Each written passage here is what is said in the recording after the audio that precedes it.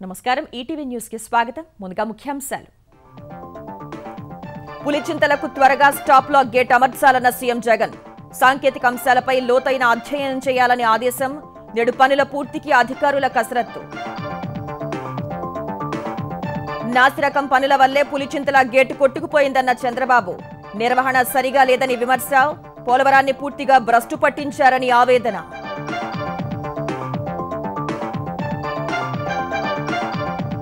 నీటి వాటాపై వెనకడుగు వేసే ప్రసక్తే లేదన్న కేసీఆర్ తెలంగాణ వాదన బలంగా వినిపించాలని ఆదేశం రేపటి భేటీకి రావాలని ఈఎన్సీకి కృష్ణా గోదావరి బోర్డు లేఖ పంట రుణాల మాఫీ ఉత్తర్వులు జారీ చేసిన తెలంగాణ 1850 కోట్ల విడుదల రైతు బీమా పథకానికి 800 కోట్లు మంజూరు తెలంగాణలో నియామకాల దిశగా అడుగులు పోస్టుల వర్గీకరణ ఖరారు చేస్తూ ఉత్తర్వులు కొత్త కొలువుల భర్తీకి మార్గం సుగమం ట్రెంట్ బ్రిడ్జ్ టెస్ట్ తొలి ఇన్నింగ్స్ లో 278 పరుగులకు భారత్ ఆల్అౌట్ టీమిండియాకు 95 పరుగుల ఆధిక్యం రాణించిన కేఎల్ రాహుల్ జడేజా ఒలింపిక్స్ లో నేడు కీలక మ్యాచ్లు పతకమే లక్ష్యంగా బరిలోకి నీరజ్ చోప్రా బజరంగ్ పూనియా టోక్యోలో నేటితో ముగియనున్న భారత పోరు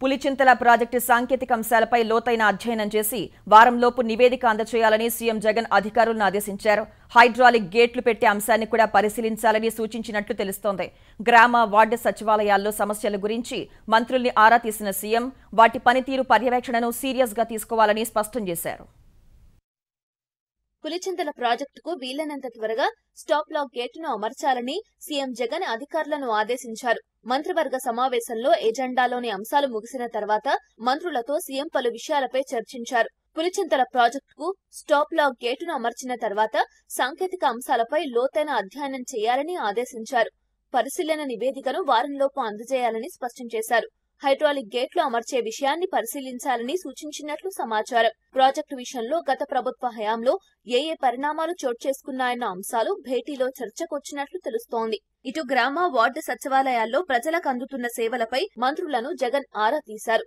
సదరం క్యాంపులకు వెళ్లిన వారికి సకాలంలో ధృవపత్రాలు రావడం లేదన్న మంత్రులు పింఛన్ల కోసం వచ్చిన దరఖాస్తుల పరిష్కారంలో ఇబ్బందులు ఉన్నాయని నివేదించారు సమస్యలన్నీ రాతపూర్వకంగా ఇవ్వాలన్న జగన్ వాటన్నింటినీ త్వరితగతిన పరిష్కరించాలని అధికారులను ఆదేశించారు దరఖాస్తు చేసుకున్న వారికి ఖచ్చితంగా పింఛన్లు అందాలని స్పష్టం చేశారు గ్రామ వార్డు సచివాలయాల పనితీరును సీరియస్ గా తీసుకోవాలని మంత్రులకు సీఎం జగన్ సూచించారు కోవిడ్ 3వ దశను బట్టి తాను నెలలో 2 సచివాలయాలకు వెళ్తానని మంత్రులకు చెప్పినట్లు తెలుస్తోంది వాస్తవాలను వివరిస్తూ ప్రతిపక్షాల విమర్శలను సమర్థంగా తిప్పికొట్టాలని సూచించిన సీఎం మీరు ఆ బాధ్యత తీసుకోకపోతే ఎలా అని మంత్రులతో అన్నట్లు తెలుస్తోంది ప్రతిపక్షాలు రాజకీయంగా చేస్తున్న విమర్శలను సీరియస్ గా తీసుకోవాలని భేటీలో సీఎం జగన్ మంత్రులకు సూచించారు పులిచింతల ప్రాజెక్టులో స్టాప్ లాక్ గేట్ అమరిక పనులు నేడు కొనసాగనున్నాయి విరిగిపోయిన గేట్ స్థానంలో స్టాప్ లాక్ గేట్ ఏర్పాటు చేసేందుకు జలాశయంలో నీటిని ఖాళీ చేశారు ఎగువ నుంచి 2 లక్షల క్యూసెక్లకు పైగా వరద నీరు వస్తుండగా గురువారం జలాశయం ఖాళీ కాలేదు శుక్రవారానికి వరద కొంచెం తగ్గగా సాయంత్రానికి జలాశయం దాదాపు ఖాళీ అయింది అప్పటి వరకు స్టాప్ లాక్ ఏర్పాటుకు అవసరమైన ఇనుప చట్రాలను అధికారులు సిద్ధం చేసుకున్నారు భద్రతా కారణాల దృష్ట్యా పనులు చేయటం మంచిది కాదు అన్న నిపుణుల సూచన మేరకు శుక్రవారం రాత్రి పనులు నిలిపివేశారు అటు గేటు విరగడానికి కారణాలపై ఇంకా స్పష్టత రాకపోగా ప్రాజెక్టు డిజైన్ల మార్పు ఇంజనీరింగ్ లోపాలపైన చర్చ జరుగుతోంది ప్రాజెక్టు నిర్మాణం పూర్తయి 8 ఏళ్లైనా సిబ్బంది నియామకం జరగలేదని గేట్ల నిర్వహణ ఖర్చుల చెల్లింపులో జాప్యం జరుగుతోందని అధికారులు చెప్పారు ఇవాళ పనులు ప్రారంభించి వీలైనంత త్వరగా గేటు బిగిస్తామని అధికారులు తెలిపారు 11 ఎలిమెంట్స్ ఉంటాయండి ఈ స్టాప్ లాక్ గేట్మెంట్లో ఈ బాటమ్ ఎలిమెంట్ కరెక్ట్ పొజిషన్లో తీసి పెట్టుకున్నాము మిగిలిన 11 కూడా మూవ్ చేసేదానికి సమాయత్తమన్నామండి ఒకసారి స్టాప్ లాక్ గేట్ వచ్చిన తర్వాత రిజర్వాయర్ మళ్ళీ నింపేదానికి ప్రయత్నిస్తామండి ఈ 11 ఎలిమెంట్స్లో బాటమ్ ఎలిమెంట్ దిగిన తర్వాత ఒక్కొక్క ఎలిమెంట్ దాని ఇంకా మిగిలిన 10 ఎలిమెంట్లు పెట్టుకుంటూ వస్తామండి ఈ 11 ఎలిమెంట్లు పెట్టిన తర్వాత పూర్తి స్థాయి కంప్లీట్ అవుతుందండి దానికి 10 నుంచి 12 గంటలు పట్టచ్చు దీని నుంచి ఎటువంటి లీకేజ్ ఉండదు కాకపోతే ఏంటంటే మనం దీంట్లోంచి గేట్లు వెత్తి కిందకి నీళ్లు వెళ్ళాం మళ్ళీ సర్వీస్ గేట్ అమర్చుకునే దాకా ఇది పొజిషన్లో ఉంటుందండి వైఎస్ రాజశేఖర రెడ్డి హయాంలో జరిగిన నాసిరకం పనుల వల్లే పులిచింతల గేటు కొట్టుకుపోయిందని తెలుగుదేశం అధినేత చంద్రబాబు ఆరోపించారు. ప్రాజెక్టు నిర్వహణ సరిగా లేదని విమర్శించారు. గతంలో వైఎస్ హయాంలోనే పులిచింతల ప్రాజెక్టు ప్రారంభమైందని, తమ కల నెరవేరిందని వైకాపా నేతలు ప్రచారం చేసుకున్నారని గుర్తు చేశారు. తెలుగుదేశం పార్టీ శాసనసభాపక్షం ముఖ్య నేతలతో వర్చువల్ గా సమావేశమైన చంద్రబాబు పోలవరాన్ని పూర్తిగా భ్రష్టు పట్టించడంతో పాటు నిర్వాసితులకు పరిహారం చెల్లించడంలోనూ విఫలం అయ్యారని మండిపడ్డారు. ఏపీ ప్రభుత్వం రాజ్యాంగ నిబంధనలు ఉల్లంఘించి ఇష్టానుసారం అప్పులు చేసి ఆ నిధుల్ని స్కామ్ల కోసం స్కీములకు మళ్లిస్తున్నారంటూ చంద్రబాబు ఆరోపించారు. ప్రభుత్వ తీరుతో ఇప్పటికే అనేక పరిశ్రమలు ఏపీ నుంచి వెళ్లిపోయాయన్న చంద్రబాబు కాలుష్య నియంత్రణ మండలి పేరుతో ప్రఖ్యాతిగాంచిన పరిశ్రమల్ని వెళ్లగొడుతున్నారన్నారు. అమరావతి పరిరక్షణ ఉద్యమం ప్రారంభమై 600 రోజులు పూర్తవుతున్న వేళ పార్టీ తరపున రైతులకు, ఉద్యమ నేతలకు సంపూర్ణ మద్దతు ప్రకటించారు. అత్యవసర సమావేశాల నిర్వహణకే కృష్ణా గోదావరి నదీ యాజమాన్య బోర్డులు నిర్ణయించాయి. భేటీకి హాజరయ్యేందుకు వీలు కాదని తెలంగాణ చెప్పినా సమయాభావం దృష్ట్యా కొనసాగించాలని కేఆర్ఎంబీ, జీఆర్ఎంబీ నిర్ణయించాయి. అభ్యంతరాలను కేంద్రం దృష్టికి తీసుకువెళ్లాలి అన్న ఆలోచనలో ఉన్న తెలంగాణ సర్కార్ రాష్ట్ర హక్కులు, వ్యవసాయం, రైతాంగం దీర్ఘకాలిక ప్రయోజనాల కోసం వెనకడుగు వేసే ప్రసక్తే లేదని స్పష్టం చేసింది. కృష్ణా గోదావరి అత్యవసర సమావేశానికి హాజరయ్యేందుకు వీలు కాదని తెలంగాణ చెప్పినా 2 బోర్డులు మాత్రం సమావేశాల నిర్వహణకే నిర్ణయం తీసుకున్నాయి. కేంద్ర జలశక్తి శాఖ నిర్దేశించిన గడువుల ప్రకారం గెజెట్ నోటిఫికేషన్ అమలుకు కార్యాచరణ ఖరారు చేయాల్సి ఉందని, అందుకే రేపు అత్యవసర సమావేశాలు నిర్వహిస్తున్నట్లు కేఆర్ఎంబీ, జీఆర్ఎంబీ వర్గాలు చెబుతున్నాయి. ఇదే విషయాన్ని జీఆర్ఎంబీ తెలంగాణకు స్పష్టం చేసింది.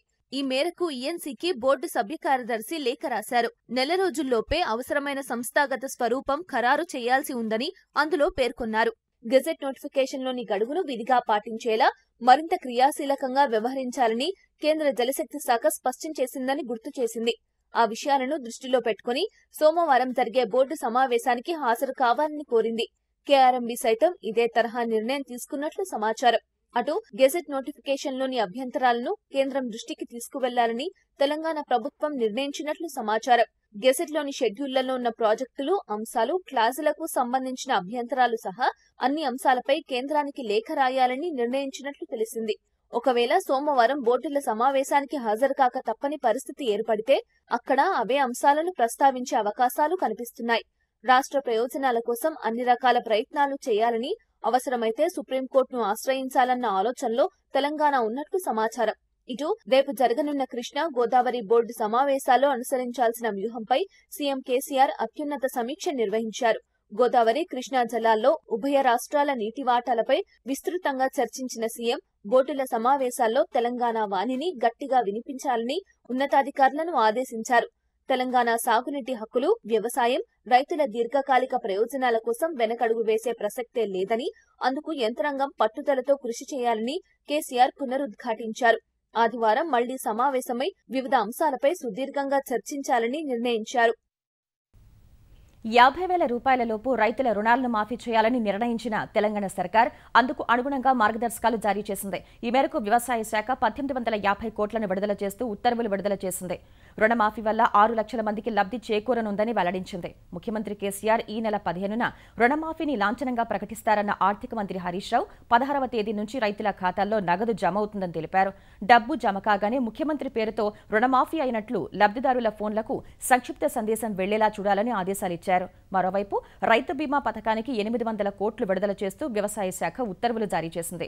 ఈ నిధుల్ని 18 నుంచి 59 ఏళ్లలోపు రైతుల జీవిత బీమా ప్రీమియం కోసం వెచ్చించనున్నారు. 2021 ఆగస్టు 14 నుంచి 2022 ఆగస్టు 13 వరకు ఇది వర్తిస్తుంది.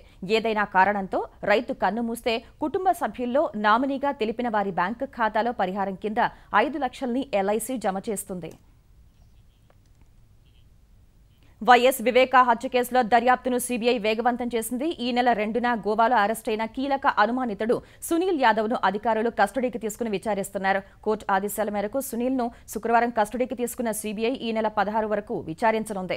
జైలు ఆవరణలోని అతిథి గృహంలోనే సునీల్పై ప్రశ్నల వర్షం కురిపిస్తున్నట్లు సమాచారం. ఇటీవల వాచ్మెన్ రంగన్న మ్యాజిస్ట్రేట్ ముందు 164 సెక్షన్ కింద ఇచ్చిన వాంగ్మూలం ఆధారంగా హత్య కేసులో సునీల్ ప్రమేయం ఉందని సీబీఐ ప్రాథమిక నిర్ధారణకు వచ్చింది. అందుకు సంబంధించిన సాక్ష్యాలను సేకరించిన సీబీఐ ఆయుధాల స్వాధీనానికి, హత్యలో ఇతరుల ప్రమేయాన్ని తేల్చేందుకు విచారిస్తోంది.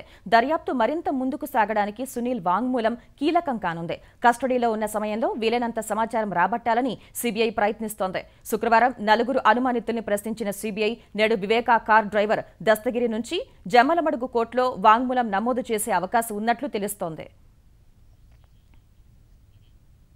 కేసుల విచారణ సమయంలో కట్టల కొద్దీ కాగితాలు తీసుకువచ్చి న్యాయమూర్తుల్ని భయపెట్టవద్దని సుప్రీంకోర్టు చురకలంటించింది. టారిఫ్లను నిర్ణయిస్తూ టెలికాం రెగ్యులేటరీ అథారిటీ జారీ చేసిన ఆదేశాలపై బాంబే హైకోర్టు ఇచ్చిన తీర్పును సవాల్ చేస్తూ దాఖలైన వ్యాజ్యాన్ని సుప్రీంకోర్టు ప్రధాన న్యాయమూర్తి జస్టిస్ ఎన్వీ రమణ, జస్టిస్ సూర్యకాంత్ల ధర్మాసనం విచారించింది.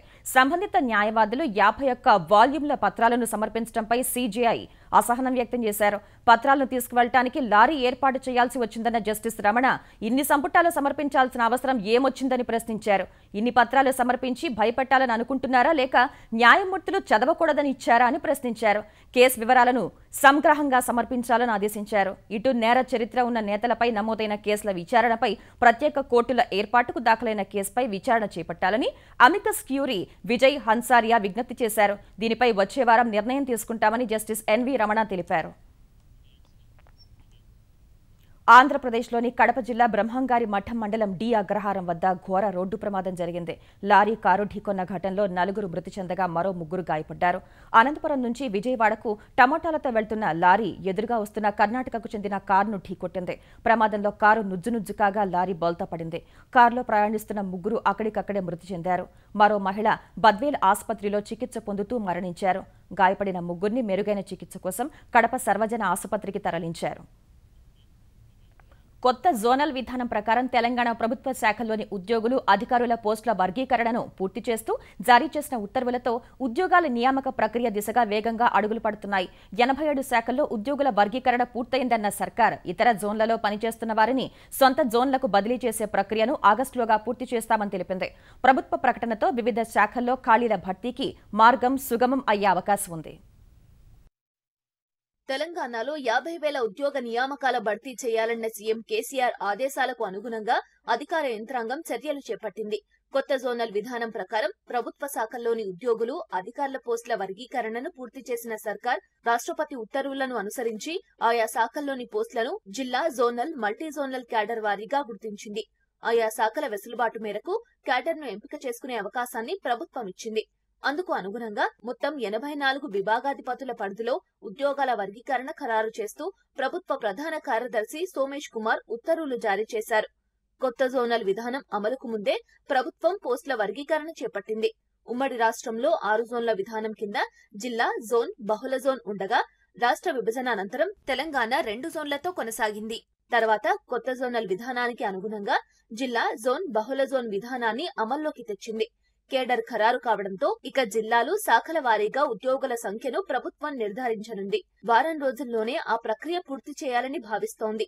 ఇతర జోన్లలో పనిచేస్తున్న ఉద్యోగులను సొంత జోన్లకు బదిలీ చేసే ప్రక్రియ ఆగస్టులోగా పూర్తి చేస్తారు. జనాభా ప్రాతిపదికన ఒక్కో జిల్లాకు ఎన్ని పోస్టులుండాలి, ప్రభుత్వ శాఖల్లో ఎంతమంది అవసరమనేది గుర్తిస్తారు. ఇప్పటికే ప్రభుత్వం వద్ద ఉన్న ఖాళీల జాబితాతో పోల్చి తుది ఖాళీలు నిర్ణయిస్తారు. ఆ తర్వాత నియామక ప్రక్రియ చేపట్టే అవకాశం ఉంది. ఉపాధ్యాయులు, ప్రధానోపాధ్యాయులు ఏ కేడర్ పరిధిలోకి వస్తారో ప్రభుత్వం ఇంకా ప్రకటించలేదు. ప్రభుత్వం, స్థానిక సంస్థల పాఠశాలల ఉపాధ్యాయుల ఏకీకృత సర్వీసుకు సంబంధించి సుప్రీంకోర్టు, హైకోర్టు కేసులు పెండింగ్ లో ఉన్నందున అడ్వకేట్ జనరల్ అభిప్రాయం తీసుకుని 2-3 రోజుల్లో పూర్తి వివరాలు వెల్లడించవచ్చని భావిస్తున్నారు. జాతీయ చేనేతకారుల దినోత్సవం సందర్భంగా కేంద్ర ఆర్థిక శాఖ మంత్రి నిర్మలా సీతారామన్ ఇవాళ శ్రీకాకుళం జిల్లా పొందూరుకు రానున్నారు. ఉదయం పొందూరులోని ఆంధ్ర ఫైన్ ఖాదీ కార్మికాభివృద్ధి సంఘాన్ని కేంద్ర మంత్రి సందర్శిస్తారు. వ్యవసాయ మార్కెట్ యార్డు ప్రాంగణంలో పలు కార్యక్రమాల్లో పాల్గొంటారు. కేంద్ర మంత్రితో పాటు ఆంధ్రప్రదేశ్ ఉప ముఖ్యమంత్రి ధర్మాన కృష్ణదాస్, ఆర్థిక మంత్రి బుగ్గన రాజేంద్రనాథ్ సైతం ఆయా కార్యక్రమాల్లో పాల్గొంటారు. అనంతరం భాజపా ఆధ్వర్యంలో ఏర్పాటు చేసిన కార్యక్రమంలో పాల్గొని నిర్మలా సీతారామన్ విశాఖకు వెళ్తారు. కేంద్ర ఆర్థిక శాఖ అదనపు కార్యదర్శి సంజీవ్ కౌశిక్, శ్రీకాకుళం కలెక్టర్ శ్రీకేష్ లాఠకర్ పొందూరులో ఏర్పాట్లను పరిశీలించారు. అమరావతి పరిరక్షణ కోసం రైతులు చేస్తున్న ఉద్యమానికి ప్రభుత్వం అడుగడుగున అడ్డంకులు సృష్టిస్తోందని అమరావతి జేఏసీ కన్వీనర్ శివారెడ్డి ఆరోపించారు. రేపటితో ఉద్యమం 600వ రోజుకు చేరుకోనుండగా ఆయన జేఏసీ కార్యాచరణ ప్రకటించారు. న్యాయస్థానం నుంచి దేవాలయం పేరుతో, హైకోర్టు నుంచి మంగళగిరి పానకాల లక్ష్మీ నరసింహస్వామి గుడి వరకు ద్విచక్ర వాహనం ర్యాలీ చేపట్టనున్నట్టు శివారెడ్డి తెలిపారు. ఉద్యమ స్ఫూర్తిగా ప్రత్యేక పాటను విడుదల చేశారు. గత 600 రోజులుగా ప్రపంచంలో ఎక్కడా లేని విధంగా భూములు ఇచ్చిన పాపానికి రోడ్డున పడి నిరసన కార్యక్రమాలు చేపడతా ఉంటే ఈ ప్రభుత్వం ఒక ధృతరాష్ట్రుడి మాదిరి ఎన్నో ఆంక్షలు, కేసులు జైలులో పెట్టి మమ్మల్ని నిర్బంధించటం, అమరావతిలో ఉన్న రోడ్లను కూడా తవ్విస్తున్నారంటే ఈ ప్రభుత్వం ఇంతకన్నా సిగ్గుచేటు, ఇంతకన్నా ప్రజాస్వామ్యం కూని ప్రపంచ చరిత్రలో కూడా ఎక్కడా ఉండదని చెప్పేసి తెలియజేస్తున్నాం. రాజధాని లేని రాష్ట్రంగా కాకుండా ఉన్న ఈ అమరావతిని రాజధానిగా కొనసాగించాలని రిక్వెస్ట్ చేస్తూ ఉన్నాం. సంగారెడ్డి ఎమ్మెల్యే జగ్గారెడ్డికి ప్రజాప్రతినిధుల కోర్టు నాన్ బెయిలబుల్ వారెంట్ జారీ చేసింది. సంగారెడ్డిలో 2019లో అనుమతి లేకుండా ఆందోళన నిర్వహించారని కాంగ్రెస్ ఎమ్మెల్యే జగ్గారెడ్డిపై కేసు నమోదైంది. కేసు విచారణకు హాజరు కాకపోవడంతో న్యాయస్థానం నాన్ బెయిలబుల్ వారెంట్ జారీ చేసింది. ఈ కేసులో భాగంగా జగ్గారెడ్డి ఉదయం విచారణకు హాజరు కాలేదు. సాయంత్రం 4:40 వరకు వేచి చూసిన న్యాయస్థానం గైర్హాజరైన జగ్గారెడ్డి మరో 3 వారెంట్ జారీ చేసింది. జగ్గారెడ్డిని ఈ నెల 11న కోర్టు ఎదుట హాజరుపరచాలని సంగారెడ్డి పోలీసుల్ని ఆదేశించిన న్యాయస్థానం విచారణను వాయిదా వేసింది. నేషనల్ టెస్టింగ్ ఏజెన్సీ నిర్వహించిన జేఈఈ మెయిన్ సెషన్ 3 ఫలితాలు విడుదలయ్యాయి. 2021 సంవత్సరానికి సంబంధించి జూలై 20, 22, 25, 27 తేదీల్లో జేఈఈ పరీక్షల్ని నిర్వహించగా 7 లక్షలకు పైగా విద్యార్థులు హాజరయ్యారు. ఫలితాలను ఎన్టీఏ తన వెబ్సైట్లో పొందుపరిచింది. అయితే విద్యార్థులు తమ ఫలితాలు చూసుకోవడంలో ఇబ్బందులు ఎదుర్కొంటున్నట్లు తెలిసిందే. వెబ్సైట్ క్లాష్ అవడంతో ఎర్రర్ వస్తున్నట్లు పలువురు సామాజిక మాధ్యమాల్లో పోస్టులు పెడుతున్నారు. తెలంగాణలో ఈ విద్యా సంవత్సరంలో 189 ప్రభుత్వ ప్రైవేటు కళాశాలల్లో మొత్తం 1,10,808 సీట్లకు అఖిల భారత సాంకేతిక విద్యా మండలి ఏఐసిటిఈ అనుమతిచ్చింది. గత ఏడాది ఈ సంఖ్య 111,143 ఉండగా ఈసారి 335 సీట్లు తగ్గాయి. ఏఐసిటిఈ ఆమోదించిన సీట్లలో 175 ప్రైవేటు కాలేజీలు ఉండగా వాటిలో 105,419 సీట్లు ఉన్నాయి. ఈ సంస్థ సీట్లకు ఆమోదం తెలిపినప్పటికీ ఏ కళాశాలకు ఎన్ని సీట్లు ఇవ్వాలి అనే విషయంలో మాత్రం జేఎన్టీయూహెచ్ తుది నిర్ణయం తీసుకుంటుంది. వర్సిటీ అనుమతించిన సీట్లకు మాత్రమే ఎంసెట్లో కౌన్సిలింగ్ నిర్వహిస్తారు. మరోవైపు గత విద్యా సంవత్సరంలో తెలంగాణలో బీటెక్ విద్యార్థులకు ప్రాంగణ నియామకాలు తగ్గాయని ఏఐసిటిఈ వెల్లడించింది. రిలయన్స్ రిటైల్లో ఫ్యూచర్ రిటైల్ విలీనాన్ని సవాల్ చేసిన అమెజాన్కు సుప్రీంకోర్టులో సానుకూల నిర్ణయం వచ్చింది. రిలయన్స్తో ఒప్పందంపై ముందుకు వెళ్లరాదంటూ ఫ్యూచర్ రిటైల్కు సింగపూర్ మధ్యవర్తిత్వ కోర్టు ఇచ్చిన ఆదేశాలు భారత్లో చెల్లుబాటు అవుతాయని సుప్రీంకోర్టు స్పష్టం చేసింది. ఫ్యూచర్ గ్రూప్నకు చెందిన retail, wholesale, logistics, warehousing వ్యాపారాలు కొనుగోలు చేసేందుకు రిలయన్స్ 24,713 కోట్ల విలువైన ఒప్పందాన్ని గతేడాది కుదుర్చుకుంది. అయితే ఫ్యూచర్ రిటైల్లో 7.3% వాటా కలిగిన ఫ్యూచర్ కూపన్స్ లిమిటెడ్లో అమెజాన్ 49% పెట్టుబడులు పెట్టింది. ఈ కారణంగా 3 ఏళ్ల నుంచి 10 లోపు ఫ్యూచర్ రిటైల్ ను కొనుగోలు చేసే హక్కు అమెజాన్ కు దఖలు పడింది. ఈ హక్కుకు విరుద్ధంగా రిలయన్స్ ఫ్యూచర్ ఒప్పందం కుదుర్చుకున్నాయని అమెజాన్ సింగపూర్ మధ్యవర్తిత్వ కోర్టుకు వెళ్లింది. అక్కడ అమెజాన్ కు అనుకూల తీర్పు వెలువడగా ఆ తీర్పు భారత్ తో చెల్లదని ఫ్యూచర్ గ్రూప్ ఢిల్లీ హైకోర్టును ఆశ్రయించింది. ఢిల్లీ హైకోర్టు ఫ్యూచర్ కు అనుకూలంగా తీర్పునివ్వగా ఆ తీర్పును సుప్రీంకోర్టులో సవాల్ చేసిన అమెజాన్ కు సానుకూల నిర్ణయం వచ్చింది.